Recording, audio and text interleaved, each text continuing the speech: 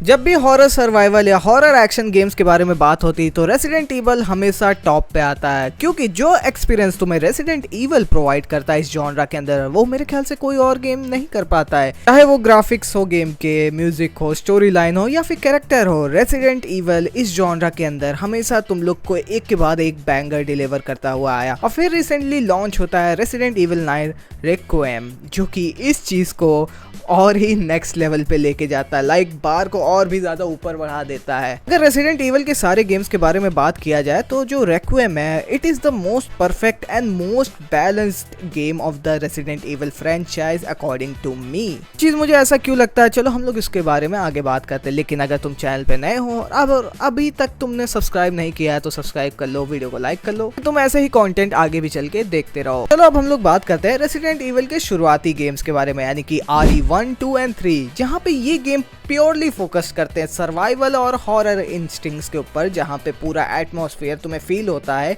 कि हाँ भाई डर तो लग रहा है, जहाँ पे इस गेम के अलग ही मजा रहता था। लेकिन फिर रेसिडेंट ईवल ने एक इम्प्रूवमेंट या फिर एक चेंज किया, जो कि तुम कह सकते हो, जहाँ पे उन लोगों ने रिलीज़ किया अपना RE4 रेसिडेंट ईवल 4, जिसके अंदर उन लोगों ने एक्शन को काफ़ी ज़्यादा अच्छे से ब्लेंड किया in this horror world. To be honest मेरे हिसाब से ये मूव काफ़ी ज़्यादा अच्छा था, क्योंकि जो हॉरर गेम था वो तो रेसिडेंट ईवल को डिफाई कर ही रहा था, लेकिन जब उन लोगों ने एक्शन को इम्प्लीमेंट किया इस सारी चीज़ के अंदर, जहाँ पे अब हम लोगों को ज़ॉम्बीज़ से लड़ना भी है, सर्वाइव भी करनी है, हॉरर एलिमेंट को भी एक्सपीरियंस करना है, तो ये एक पूरा ही बहुत ही ज़्यादा अच्छा एक्सपीरियंस हम लोग को प्रोवाइड करने लगा था, जिसके अंदर ऑफ कोर्स हम लोग को लियोन एस कैनेडी भी देखने को मिलता है, जो कि as a character voice bro is just so goated. हम सारे लड़कों की चहेती एडा वोंग भी इसी के अंदर हम लोग को देखने को मिली थी, जो कि ये एडा वोंग किसको ही नहीं पसंद होगी गाइस।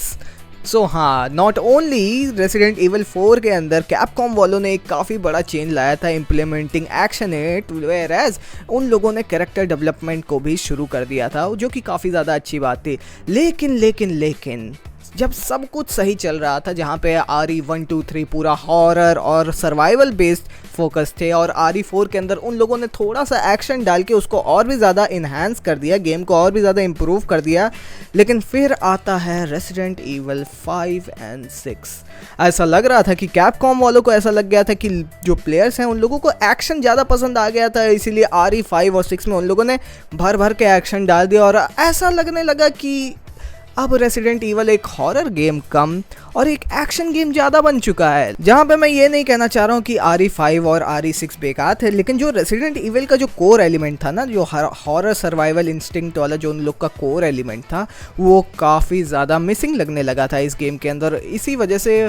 जो रेसिडेंट ईवल के प्लेयर्स थे वो काफ़ी ज़्यादा डिसअपॉइंटेड भी हुए थे। लेकिन फिर रेसिडेंट ईवल वालों ने इन सारी चीज़ को नोटिस किया कि कैसे उनके प्लेयर्स इन गेम्स के साथ सेटिस्फाई नहीं, और फिर वो रिलीज़ करते हैं रेसिडेंट ईवल 7 बायोहज़ार्ड, जहाँ पे रेसिडेंट ईवल अपने पुराने कोर पे वापस पहुँचती है, जो कि है उसका हॉरर एलिमेंट। जहाँ पे बायोहज़ार्ड के अंदर हम लोग को एक नया कैमरा एंगल मिलता है फर्स्ट पर्सन वाला, जो कि पूरा जो हॉरर एलिमेंट होता है वो एक्सपीरियंस करने में एकदम मज़ा ही आ जाता है। लाइक तुम्हें ऐसा लगता है कि तुम एक हॉरर मूवी के अंदर हो। फिर रेसिडेंट ईवल विलेज रिलीज़ होता है, जो कि इस चीज़ को कैरी ऑन करता है। वो बात अलग है कि लास्ट में एक्शन काफ़ी ज़्यादा बढ़ गया था, लेकिन हाँ वो उतना ज़्यादा ख़राब नहीं था, यानी कि रेसिडेंट ईवल 7 और 8 ने काफ़ी ज़्यादा अच्छा परफॉर्म किया था कंपेयर टू 5 एंड 6। लेकिन स्टिल अब जो रेसिडेंट ईवल के फैंस थे वो मेनली दो हिस्सों में बट गए थे, जहाँ पे एक सेक्शन वो था जो कि रेसिडेंट ईवल के अंदर एक्शन को काफ़ी ज़्यादा पसंद करने लगा था, वेयर एक सेक्शन वो था जहाँ पे रेसिडेंट ईवल के फैंस हॉरर एलिमेंट को काफ़ी ज़्यादा मिस करने लगे थे इन द गेम। और फिर जो रेक्विएम के ऊपर काफ़ी ज़्यादा बड़ी रिस्पॉन्सिबिलिटी आती कि उन्हें इन दोनों फैंस को नज़रअंदाज नहीं करना है, इन दोनों के ओपिनियन को मेंटेन करके एक गेम को डिलीवर करता, और कैपकॉम वालों ने वो चीज़ एक्चुअली में कर भी थी, जहाँ पे रेसिडेंट ईवल 9 रेक्विएम रिलीज़ होता है, जो कि दोनों चीज़ों को वेल बैलेंस करके चलता है, action and the horror element of resident evil. फिर रेक्विएम के अंदर हम लोग को दो कैरेक्टर्स के ऊपर मेनली फोकस्ड होता है, जहाँ पे एक तो हमारे होते हैं the aura farmer, the one and only Leon S Kennedy, whereas एक न्यू कैरेक्टर भी हम लोग को इंट्रोड्यूस की जाती है जिसका नाम ग्रेस होता है, जो कि एक FBI एजेंट होती है। इन दोनों ही कैरेक्टर के अंदर जो गेम प्ले डिफरेंस होता है वो काफ़ी ज़्यादा होता है, जहाँ पे तुम लोग को पता होगा लियोन एक एक्सपीरियंस बंदा है, उसे ज़ॉम्बी से डर नहीं लगता है, बल्कि ज़ॉम्बी उससे डरते हैं। वो पूरा ऑरा फार्मिंग करता है अपने गेम के अंदर, अपने अपोनेंट्स को कुत्तों की तरह मारता है, ब्रूटली मारता है। लेकिन वेयरएज ग्रेस का जो पूरा गेम प्ले था और उसकी जो स्टोरी लाइन चल रही थी वो काफ़ी ज़्यादा हॉरर को कैरी करते हुए चल रही थी। वो ऐसा हम लोग को देखने को मिल जाता है कि कैसे एक आम इंसान अगर एक क्या कहते हैं ज़ॉम्बी वर्ल्ड के अंदर फंस जाता है तो उसके साथ क्या होता है, वो वाला हम लोग को पूरा हॉरर एलिमेंट फील होता है। टू बी ऑनेस्ट, ये जो मूव कैपकॉम वालों ने किया था रेसिडेंट इविल रिक्वेम के अंदर, वो बस 2 कैरेक्टर्स ही तुम्हें नहीं दे रहे हैं खेलने को, वो तुम्हें 2 डिफरेंट एक्सपीरियंस दे रहे हैं देखने को। जहाँ पे तुम जब भी लियोन के साथ खेलते हो तो तुम उसके साथ आराम से ऑरा फार्मिंग कर सकते हो, एकदम एक्शन का मजा ले सकते हो। तुम देखते हो कि पूरे गेम प्ले के अंदर लियोन एकदम कुत्तों की तरह यानी ब्रूटली मारता है अपने ओपोनेंट्स को, वेयरएज उसके वन लाइनर्स और डैड जोक्स इन सब पे सोने पे सुहागा कर देते हैं। लेकिन जब अपना कैरेक्टर स्विच होता है ग्रेस के ऊपर तो हम लोगों को रेसिडेंट इविल का जो कोर है, जो हॉरर एलिमेंट है, वो पूरे तरीके से फील हो जाता है कि कैसे एक रुकी इन सारी चीज के अंदर फंस चुकी है और हाँ वो उतना ज्यादा ऑरा फार्मिंग नहीं कर पाती जैसे लियोन करता है। इवन जब ग्रेस को जो गन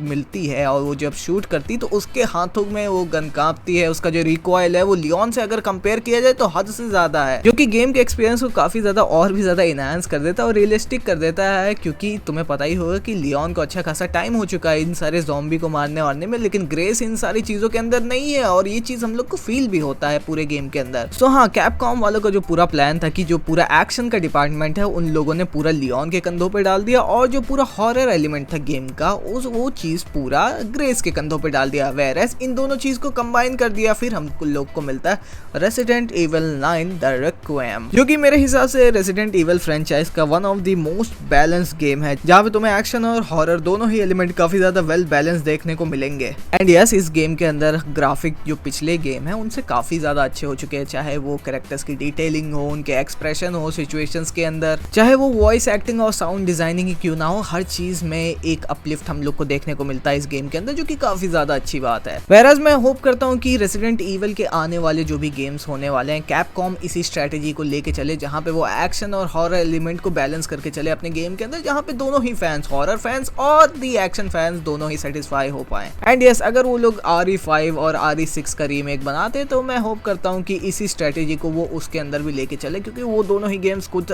हद से ज्यादा ही एक्शन फोकस्ड हो गए थे। ऐसा लग ही नहीं रहा था कि अब RE5 और RE6 क्या कहते हैं हॉरर गेम है, उनको तो लग रहा था कि एक्शन गेम ही बना दिया है पूरा। सो हाँ, इस वीडियो को हम लोग यहीं पे रखते हैं, लेकिन वीडियो एंड करने से पहले मैं तुमसे एक सवाल पूछना चाहता हूँ कि क्या अगर मैं एक सीरीज शुरू करूँ जहाँ पे मैं रेसिडेंट इविल 1 से लेके 9 तक उसकी पूरी स्टोरी को कवर करूँ तो क्या तुम उसको देखना चाहोगे, या फिर मैं रेसिडेंट इविल 1 से लेके 9 तक सारे गेम खेलूँ, एक गेम प्ले वीडियो डालना शुरू करूँ अपनी कमेंट्री के साथ, क्या फिर वो तुम देखना ज़्यादा प्रेफर करोगे? तुम मुझे कमेंट्स में बता सकते हो। यहाँ तक वीडियो देख लियो तो चैनल को सब्सक्राइब, वीडियो को लाइक। मैं मिलूंगा तुमसे एक नई वीडियो में, तब तक के लिए bye bye, see you soon.